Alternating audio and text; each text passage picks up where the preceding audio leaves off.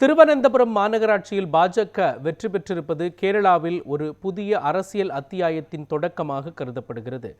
கேரள உள்ளாட்சி தேர்தல் முடிவுகளில் திருவனந்தபுரம் மாநகராட்சியில் பாஜக பெற்றுள்ள வெற்றி ஒட்டுமொத்த நாட்டின் கவனத்தையும் ஈர்த்துள்ளது. மொத்தமுள்ள 101 வார்டுகளில் 50 வார்டுகளில் பாஜக வெற்றி பெற்றுள்ளது. எனவே அக்கட்சி சுயேட்சைகளின் உதவியுடன் மாநகராட்சியை கைப்பற்றுவது உறுதியாகியுள்ளது.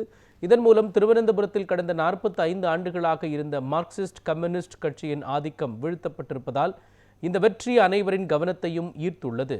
கேரளாவில் ஒரு புதிய அரசியல் அத்தியாயத்தின் தொடக்கமாகவும் இந்த வெற்றி பார்க்கப்படுகின்றது.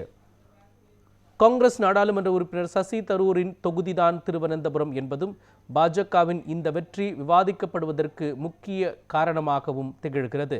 பாஜகவின் வெற்றியை சசி தரூரும் வரவேற்று வாழ்த்தியுள்ளார். இது மக்களின் தெளிவான ஆணை என்று அவர் குறிப்பிட்டுள்ளார்.